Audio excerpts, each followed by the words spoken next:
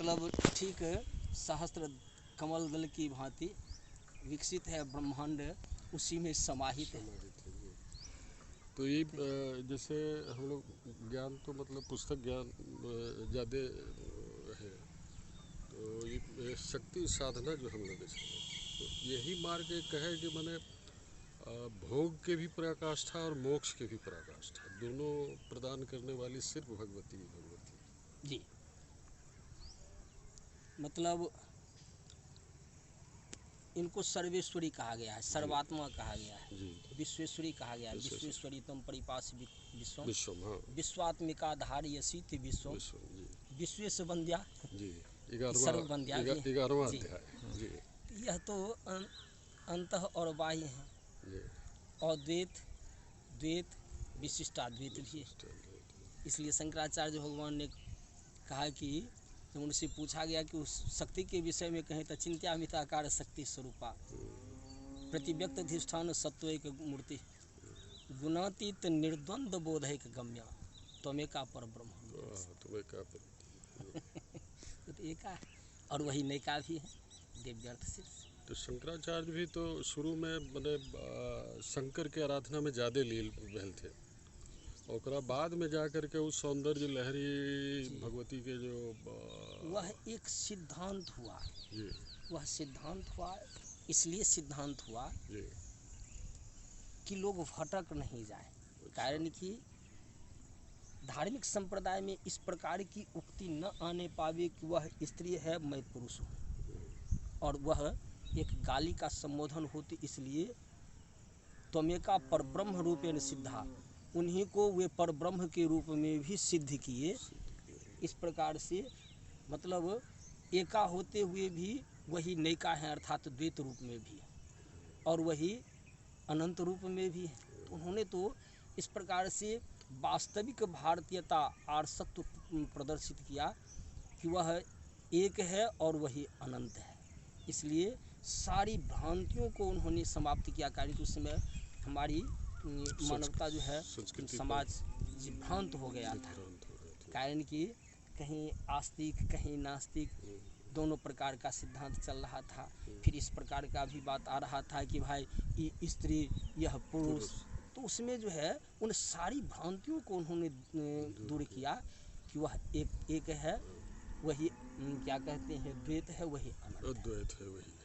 वो श्लोक शायद त्वमेका भवानी, त्वमेका भवानी। जी जी जी। इसलिए उनका जो है सो यह मतलब पशुपतिनाथ में वो मतलब गुह्येश्वरी काली है, उस क्षेत्र में उनका लिखा गया कादी विद्या, हादी विद्या, सादी विद्या। जी जी। तो अब तो सब विद्या अलोप हो गई। अब तो सिर्फ लगा है कि कादी विद्या ही नहीं, कभी यह अलोप नहीं होता। मैंने उसके मर्मज्ञ नहीं है अब। जी जी जी। बहुत कम होंगे तो बहुत कम उससे कभी धरती खाली नहीं होती। और विद्या का मतलब ही होता है साविद्या या विमुक्त। तो 16 अक्षर वाला जो मंत्र है जी, कादी विद्या वाला, 15 अक्षर का भी पंचदशी कहलाता है। खोड़सी भी 16 अक्षर का भी। इस प्रकार से मतलब एक अक्षर, 2 अक्षर यहाँ से आरंभ होता है और सहस्त्राक्षर तक जाता है। लेकिन अक्षर जो है वह केवल 3 में ही आता है। स्वर, व्यंजन और विसर्ग में ही आता है। वह नियत है, स्वर कितने, व्यंजन कितने और विसर्ग क्या, और किस प्रकार से योग से क्या बनता है। इस प्रकार से मतलब अक्षर के ज्ञान से हम अक्षर को प्राप्त करते हैं। और वो शायद वो परम में जाकर के बिंदु पर रुका होता है। वही अक्षर के ज्ञान से अक्षर को प्राप्त करते हैं। असल इधर पूरा क्षेत्र में वो शंकराचार्य वाला जो विधि बहुत कम लोग शायद जानते हैं, नहीं भी जानते हैं।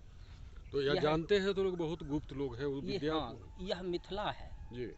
अभी आप मिथिला में हैं, तो इसीलिए अभी कहा गया कि आप रुद्रपुर में हैं। रुद्र का भी अपना मतलब है। और मिथिला जो है सो ज्ञान का खान कहा जाता है। इसका 12 नाम है। अच्छा।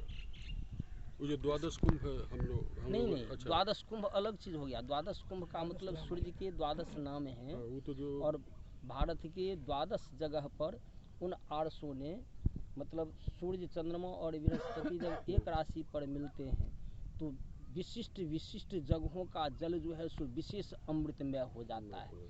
जैसे हम सब के सब भारतवासी हैं, लेकिन यहाँ कोई बिहार की राजधानी पटना में है, कोई भारत की राजधानी दिल्ली में है, और अभी हम सब के सब कई जगह से एक जगह मिल रहे हैं, तो एक जगह मिल रहे हैं तो एक नया चीज़ बन रहा है।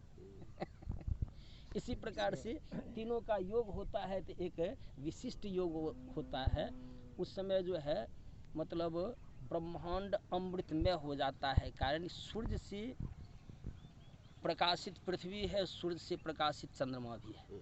सूर्य के प्रकाश से परावर्तित किरण जो चंद्रमा को मिलता है, और चंद्रमा से जो फिर किरण परावर्तित होती है, उस किरण से जितने भी औषधि हैं एक विशिष्ट समय में विशिष्ट गुण में आ जाते हैं। उसमें जल भी विशिष्ट गुण में आ जाता है, मतलब प्रकृति के जितने भी अवयव हैं वे सब के सब विशिष्ट गुण में आ जाते हैं। आकाश भी, वायु तत्व भी, जल तत्व भी, अग्नि तत्व भी और पृथ्वी तत्व भी। तो पृथ्वी के उन विशिष्ट स्थानों पर और विशिष्ट योग बनता है अगर वहाँ के जल से हम संपर्क करें, वहाँ के औषधि से हम संपर्क करें, मतलब वहाँ की वनस्पतियों से हम संपर्क करें, वहाँ के व्यक्तियों से हम संपर्क करें। यह आदान प्रदान जो है उन महर्षियों का शोध है जो आगम, निगम और पुराण से शोधित है। अर्थात यह शोध व्यक्ति विशेष का नहीं, यह तो विशिष्ट महर्षियों का है। बाबाजी तो केवल उन सबों से चुन करके, कारण कि यह लुप्त हो गया है तो वर्तमान परिवेश में इससे अधिक से अधिक लोग लाभान्वित हों। भारत की एकता, अखंडता के लिए यह और विशिष्ट स्थान रखता है। तो इसलिए बाबाजी एक मतलब निवेदन दिया कि हाँ, हमारी संस्कृति में, हमारे सदशास्त्र में यह भी है और इसका सदुपयोग किया जाए। एक प्रश्न और चंद्रमा के प्रश्न पर, वो जो षोडक्षरी जो बोले तो 15 दिन तक तो के बाद पूर्णिमा आना है, तो जैसे पढ़े उसमें कि उस दिन जो है भगवती पूर्ण श्रृंगार में 16 श्रृंगार जो कहा जाता है, हर पूर्णिमा को भगवती होती है और शंकर भागे फिरते हैं। तो प्रश्न बड़ा एक जिज्ञासा नहीं, बड़े एक भक्त के या एक जिज्ञासु के रूप में बहुत अच्छा है जी। सूर्य भगवान को द्वादश कला धारी कहा गया है, हाँ, तो जी और इसी पर 12 महीना बना। जी और चंद्रमा को षोडश कला, कहा मतलब प्रतिपदा से लेकर के पूर्णिमा तक 15 तिथियां, ये 15 कला, और अमावस्या 16। इस प्रकार से षोडश कलाधारी कहा गया है। वो अमावस्या को मिला करके जी। 16 हुआ है जी। तो यह 16 हो गया। हाँ, और इनकी साधना के भी मतलब इनको जो बड़ा विलक्षण ढंग से महर्षियों ने बांटा, मतलब इनको फिर 10 महाविद्या में लाया, नवदुर्ग में लाया, षोडश मातृका में लाया, सप्तघृत मातृका में लाया, उसके बाद जो है सो फिर 64 योगिनी के रूप में लाया। यह तो विलक्षणता है। इस प्रकार से मतलब बच्चे को समझाने के लिए जैसे आ से आम तो ला करके एक आम रख दिया और पढ़ाने लगा कि देखो बाबू आ से क्या होता है आम। उसी प्रकार से उन्होंने प्रतीक को दे करके समझाने का प्रयास किया कि संपूर्ण मानवता इससे लाभान्वित होकर के पूर्णता को प्राप्त करे। तो वह जो है सो मतलब पूर्णता की प्राप्ति के लिए एक अद्भुत अन्वेषण है।